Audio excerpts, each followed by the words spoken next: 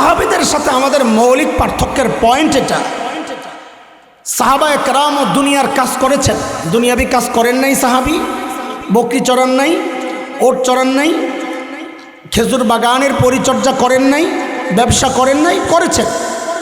দুনিয়ার কাজও করেছেন, আখিরাতের কাজও করেছেন। আমরাও দুনিয়ার কাজ করি, আখিরাতের কাজও করতেছি। বলে তো পার্থক্য কোথায়? বলে পার্থক্যের মূল পয়েন্ট এটা, সাহাবায়ে কেরাম করতেন আখিরাতের কাজ, ফাঁকে ফাঁকে করতেন দুনিয়ার কাজ, আর আমরা করি দুনিয়ার কাজ, ফাঁকে ফাঁকে করি আখিরাতের কাজ। কথা ঠিক না বেঠিক? হ্যাঁ, এই যে গ্যাপটা মাঝখানের, এটাকে যত বেশি কমাইতে পারবেন, দুনিয়া থেকে আখিরাতের জন্য সময় যত বেশি দিতে পারবেন। আলহামদুলিল্লাহ, আপনাদেরকে একটা কথা বলি, এটা কেউ স্বীকার করুক না করুক, আমি মাদ্রাসাওয়ালা হিসাবে বলছি না, আমি আমার জানা থেকে বলছি। দুনিয়ায় যদি কোনো জাতি থাকে যে দুনিয়ার সময় থেকে আখিরাতের সময় বেশি কাজে লাগায়, তার 24টা ঘন্টার মধ্যে অধিকাংশ টাইম আখিরাতের কাজে লেগে থাকে, সেটা হচ্ছে এই মাদ্রাসাওয়ালারা। এটা চরম বাস্তব কথা। আমাদের কয়জন এমন পাওয়া যাবে ফজরের 1 ঘন্টা আগ থেকে নিয়মিত কোরআন শরীফ পড়া শুরু করে? বলেন, যত দিনদার হোক, প্রতিদিন একদম নিয়মিত নিয়ম করে ফজরের 1 ঘন্টা আগে, আজানের 1 ঘন্টা আগে, কোথাও আধা ঘন্টা আগে, তাহাজ্জুদের ওয়াক্ত ধইরা নিয়মিত প্রতিদিন এইরকম উঠা, এই যে তেলাওয়াত শুরু, ওস্তাদ পেছনে মেহনত শুরু, আবার সেই রাতে 10টায় ঘুমানোর আগ পর্যন্ত সারা দিন তার শুধু পড়া আর পড়া, পড়া আর পড়া। বলেন, এমন আরেকটা শ্রেণী দেখার যারা এই 24 ঘন্টার অধিকাংশ টাইম আল্লাহর কালাম আর নবী আলাইহিস সালামের হাদিস চর্চায় কাটায়, দেখা। সাহাবাওয়ালা জিন্দিগি কিছুটা হইলে এদের মধ্যে আছে। আমি আবারও বলছি, দায়িত্ব নিয়ে বলছি, মাদ্রাসাওয়ালা হিসাবে বলছি না, আমার জানা থেকে বলছি। আমি মাদ্রাসাওয়ালা না হইলেও বলতাম, কারণ আমার দেখা এটা দুনিয়ার আর কোথাও নাই। কেউ হয়তো তাবলীগে সময় দিচ্ছেন, একটা নির্দিষ্ট টাইম থেকে আবার চলে আসছেন। কেউ হয়তো খানকায় সময় দিচ্ছেন, একটা নির্দিষ্ট টাইম থেকে আবার চলে আসছেন, কিন্তু কন্টিনিউ করা একদম সারাক্ষণ, সুবহানাল্লাহ, আল্লাহ কবুল করে। হযরত সাহাবায়ে কেরাম আখিরাতের প্রস্তুতি কিভাবে নিছেন? মিলান, দুনিয়া তারাও কামাইছেন, কামান নাই তা না, আমরাও কামাচ্ছি, আমরাও দুনিয়ায় চলছি, আমাদের পোশাক আশাক এগুলো সব ঠিক আছে। সাহাবীদের সাথে মিল করার জন্য শুধু নবী আলাইহিস সালামের একটা হাদিসের উপর আমল করলে কিছুটা আগাবে। আমি হাদিসটা পড়েছি। আল্লাহ তাআলা আমাদেরকে 5টা নেয়ামত দিয়েছেন, বড় দারুণ নেয়ামত। কয়টা? নবী আলাইহিস সালাম বলেন, এরা আমার উম্মত। এই 5টা নেয়ামত কিন্তু স্থায়ী কোনো নেয়ামত না, এগুলো চলে যাবে, থাকবে না। আমি তোমাদেরকে বলছি, এই নেয়ামতগুলো যাওয়ার আগে আগে এই নেয়ামতগুলোর মূল্য দাও। যদি এই নেয়ামতগুলোর মূল্য দিতে পারি, তো আল্লাহর যে হুকুম আখিরাতের প্রস্তুতি নাও, তো কিছুটা প্রস্তুতি নেওয়া হবে ইনশাআল্লাহ। কিসে নেয়ামত? 1 নম্বর, নবী বলেন, ইগতানিম খামসান ক্বাবলা খামস হায়াতাকা ক্বাবলা মাউতিক। 1 নম্বর, হায়াতের মূল্য দাও, হায়াতের জীবনের মূল্য দাও। মৃত্যুর আগে আগে, মৃত্যু অবধারিত, কখনকার মৃত্যু চলে আসে কে জানে? বলেন তো, কখনকার মৃত্যু চলে আসে? ভালো মানুষ নাই। আরে কে জানে? এই যে বসে আছেন না কয়জন, কে জানে এই মজলিসেও এমন কেউ থাকতে পারে, বসে আছে এখানে, কিন্তু খবর নাই তার কাফনের কাপড় চলে আসছে দোকানে। কে জানে? হায়াতের দাম জানেন আপনার? আমার আপনার হায়াতের দাম জানেন কত? আল্লাহু আকবার। ছোট্ট একটা সূক্ষ্ম কথা দিয়া বুঝাই, অনেকে নাও বুঝতে পারেন, আমার আফসোস থাকবে না, বলে আমার ছাত্ররা কিছু বুঝলেও চলবে। দুনিয়ায় আল্লাহকে দেখা এটা মানুষের পক্ষে সম্ভব না। লা তুদরিকুহুল আবসার ওয়া হুয়া ইউদরিকুল আবসার ওয়া হুয়াল লতীফুল খবীর। কিন্তু বান্দা কোথাও কি আল্লাহকে দেখবে? বলেন, জানেন না? কোথাও কি দেখবে? দুনিয়ায় না দেখবে না, কিন্তু কোথাও কি দেখবে? কোথায় বলেন? আল্লাহর হাবিব বলেন, ইন্নাকুম সাতারাউনা রাব্বাকুম কামা তারাউনাল কমার লাইলাতাল বদর। জান্নাতে তোমরা রবকে এমন স্পষ্ট দেখতে পাবা যেমন দুনিয়ায় পূর্ণিমার রাতে পূর্ণিমার চাঁদকে যেমন সবাই দেখতে পাও। তাহলে জান্নাতে আল্লাহকে দেখবো না দেখবো না? দেখবো, কিন্তু দুনিয়ায় দেখা যাবে না। আল্লাহর যে হিজাব আছে, পর্দা, আল্লাহর কিসের পর্দা? নূরের পর্দা। সূর্যের দিকে সরাসরি তাকানো যায়? যায়। একদম যখন প্রখর রোদ, সূর্য যখন তার যৌবনে একদম ফুল দুপুরে সরাসরি তাকায় থাকা যায়, কিন্তু কোনো পর্দা আছে? আছে। ওই আলোটাই পর্দা। বলেন, ওই আলোটাই, যে আলো রশ্মি ওইটা আমাকে আটকায়া দিচ্ছে, ওই আলোটাই পর্দা। ঠিক আল্লাহরও এমন একটা পর্দা আছে, সেই পর্দা হচ্ছে নূরের পর্দা। ওই খালি আলো একটু পড়ছিল তুর পাহাড়ে,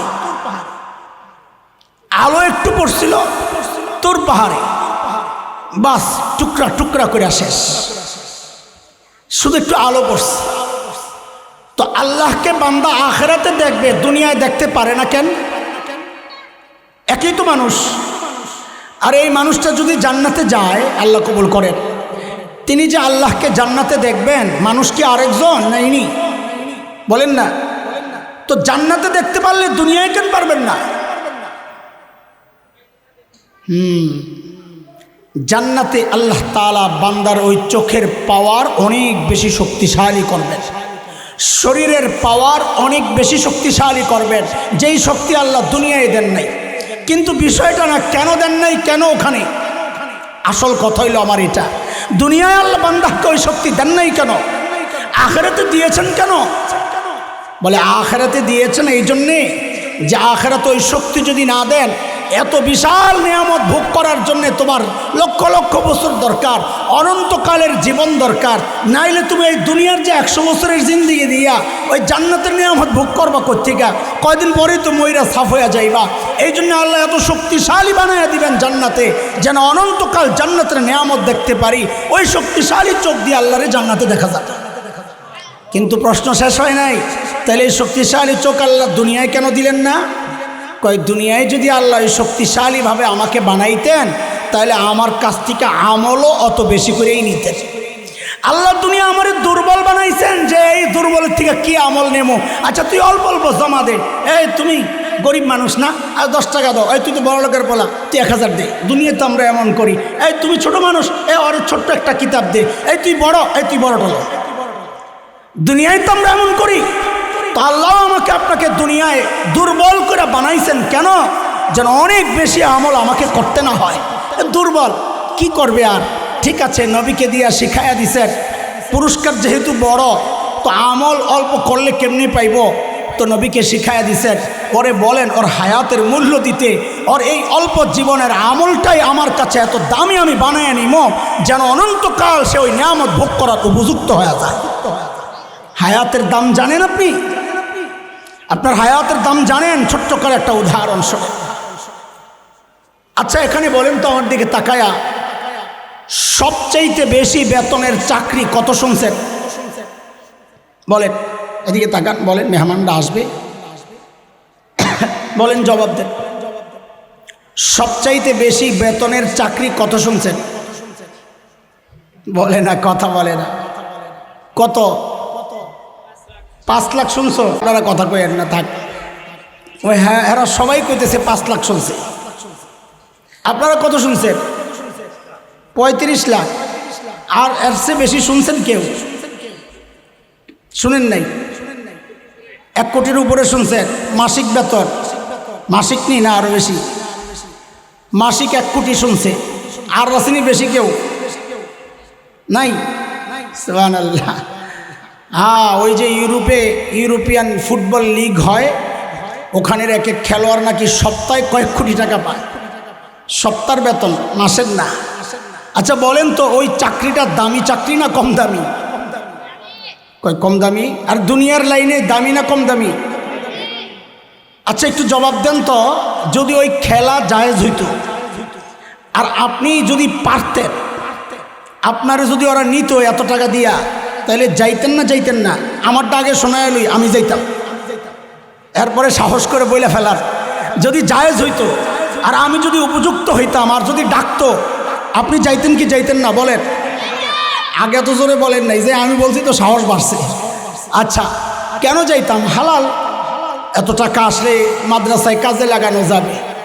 আমার তো মনে হয় এরকমই, আল্লাহ প্রত্যেকটা গ্রামে যে একটা করে মাদ্রাসা বানাইতে পারতাম, টাকা দিয়ে করুন কি, আল্লাহ কবুল করে, আমিন।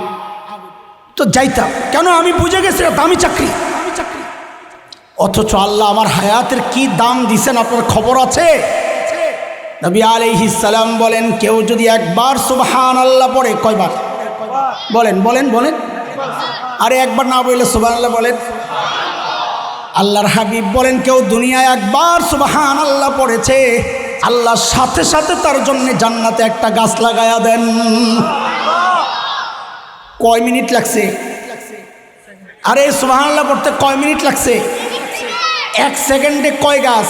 1 সেকেন্ডও লাগে না, তাও ধরলাম 1 সেকেন্ড। কয় গাছ? গাছটা নিশ্চয়ই 10 হাত লম্বা হইব, 20 হাত, বলেন না? আচ্ছা শুনেন, একটা ছবি এত বড় একটা ছবি, গাছটা একটা গাছ আছে এই ছবির মধ্যে এত বড়, কিন্তু ছবিটারে যদি আপনি বড় করেন, গাছটা কি তখনও এত বড় থাকবো? কি হয়ে যাব? ছবি যত বড় করবেন গাছও তত। তো জান্নাতে আল্লাহ ইমানদার যাকে সবচাইতে ছোট বাড়িটা দিবেন, তো নবী বলেন ওই ছোট বাড়িটাও এইরকম গোটা দুনিয়ার মধ্যে যত বড়, দুনিয়াটা যত বড়, এইরকম কমপক্ষে 10টা দুনিয়া হবে। কাজে ওইখানে গাছ যা লাগবে ওই বাড়ির সাইজ হিসাবে গাছ হবে। বুঝেন না এই কথা? সেই সাইজ নবী আলাইহিস সালামের বর্ণনায় কয়েক রকম আসছে। এক জায়গায় ছায়ার কথা আসছে, এক জায়গায় ঘোড়ার কথা আসছে। আরবের একটা প্রচণ্ড স্পিডে চলা ঘোড়া, নবী বলেন যদি ওই গাছের গোড়ায় দৌড়ায়, দৌড়াবে দৌড়াবে দৌড়াবে 100 বছর দৌড়াবে, গাছের গোড়া দৌড়ায় শেষ করতে পারবে না। এই যে এইবার যারা সুবহানাল্লাহ পড়ছে তাদের জন্য গাছ একটা লেগে গেছে। এইবার যারা পড়ছে এগো লাগছে একটা, এগো লাগছে আরেকটা, লাগছে আরেকটা, আরেকটা লাগছে, এ পশ্চিম দিয়া লাগছে একটা, এইবার দক্ষিণে লাগছে আরেকটা, পূবে লাগছে আরেকটা, উত্তরে লাগছে আরেকটা, লাগছে পাশে আরেকটা, এ আরেকটা লেগে গেছে। আরে লাগান না, আরো লাগান না, লাগান লাগান লাগান। আল্লাহু আকবার। নবী বলেন, ইগতানিম খামসান ক্বাবলা খামস, হায়াতাকা ক্বাবলা মাউতিক। এরে আমার উম্মত, তোর হায়াতের দামটা তুই বুঝলি না। এটা পরীক্ষার হল। এটা কি দুনিয়া? কি কথা বলেন? দুনিয়া কি? পরীক্ষার হলের মধ্যে লেখলি নাম্বার, পরীক্ষার হলের মধ্যে।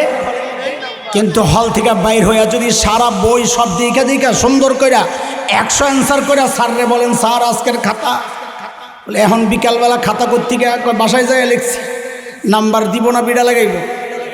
কেন? হল থেকে বাইর হইলে নাম্বারের কোনো সুযোগ। নাম্বার পাইতে হইলে কই লিখতে হয়, কই লিখতে হয়। নবী বলেন এই দুনিয়া একটা পরীক্ষার হল। এরে বান্দা, এরে আমার উম্মত, এখানে বৈশা যা বলবা সাথে সাথে আল্লাহ জান্নাতের ব্যবস্থা করতে থাকেন। এই রিক্সা চালায় কি দিয়া? হাত দিয়া, পাও দিয়া না মুখ দিয়া? বলেন, হাত দিয়া পাও দিয়া। সবাই পিচ্ছিরা সব সঠিক জবাব দিতে জানবে না, বইয়া থাকেন। মুখটা কাজে লাগে না, এই অবসর, ব্যস্ত না অবসর। ও আমার রিক্সাওয়ালা ভাই, তুমি যখন রিক্সা চালাও কেন মুখটা বন্ধ থাকে? কেন তুমি পড়ো না সুবহানাল্লাহ সুবহানাল্লাহ? ও আমার মা, তুমি যখন রুটি বানাও, রুটি বানাও আর পড়তে থাকো না কেন সুবহানাল্লাহ সুবহানাল্লাহ? তো নবী বলেন, এরা আমার উম্মত, দুনিয়ায় তুই এই ঘাম ঝরায়া ঝরায়া পয়সা কামাস আর সাথে সাথে সুবহানাল্লাহ পড়স, আল্লাহ তাআলা তোর এই সুবহান আল্লাহর বিনিময়ে জান্নাতের সাথে সাথে গাছ লাগায়া দিচ্ছেন। কিন্তু অনেকে মনে মনে চিন্তা করে, কি আমারে জিজ্ঞাসাও করছে হুজুর এত গাছ দিয়ে কি করব? জান্নাতে ফার্নিচারের ব্যবসা আসেনি, কি জন্য গাছগুলারে কাজে লাগাইতাম? বোকা বোকা, গাছ বিষয় না, বিষয় হচ্ছে এই সুবহান আল্লাহর ওসিলায় আল্লাহ আমার আর আপনার জন্য জান্নাতে বুকিং দিচ্ছেন। বুকিং বুকিং বুকিং কেন? কারণ এই গাছ আল্লাহ জাহান্নামে নিয়ে দিবেন না, দিবেন কোথায়? তো জান্নাতে দিতে হইলে জান্নাতে ঢুকায় না বাইরের থেকে দিয়ে দিব লয়া জায়গা। জান্নাতের সিস্টেম হইল একবার ঢুকা যায় আর বাইর হওয়া যায় না। সুবহানাল্লাহ, বুঝতে লেগে গেছে গাছ আরেকটা। আওয়াজ লাগছে, আওয়াজ লাগছে, আওয়াজ লাগছে, লাগছে আরেকটা, আরেকটা লাগছে। কই কই সময় নষ্ট করে, আরে কই কই সময় নষ্ট করে। সুযোগ যেখানে আছে, আমার তো অবাক লাগে, আমি মাঝে মধ্যে বলি, যেখানে আল্লাহর সাথে কথা বলার সুযোগ আছে বান্দার, একটু নামাজে দাঁড়াবে, সে আল্লাহর সাথে কথা বলতেছে, একটু তিলাওয়াত করবে, সে আল্লাহর সাথে কথা বলতেছে। যেখানে আল্লাহর সাথে কথা বলার সুযোগ আছে, সেখানে বান্দা কিভাবে মাখলুকের সাথে বৈশা বৈশা আড্ডা দেয়, কিভাবে ফেসবুকে বৈশা বৈশা আড্ডা দেয়। যেখানে তাসবিহর মাধ্যমে আল্লাহর সাথে কথা বলার সুযোগ আছে। বুঝলা না, বুঝলা না তোমার হায়াতের মূল্য। নবী বলেন, ওয়া শাবাবাকা ক্বাবলা হারামিক, যৌবনের মূল্য দাও বার্ধক্যের আগে আগে। আজান হচ্ছে নাকি? আজান হচ্ছে?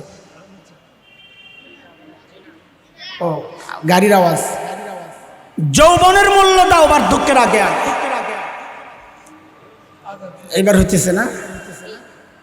আচ্ছা ঠিক আছে, আজান হইতেছে যেহেতু ছেড়ে দিতেছি। ভাই, আখিরাতের জন্য প্রস্তুতি নেই ইনশাআল্লাহ তাআলা, সময়কে কাজে লাগাই। আল্লাহ তাআলা আমাদের এই হায়াতকে কবুল করেন, আমিন। ওয়া আখির দাওয়ানা আলহামদুলিল্লাহ।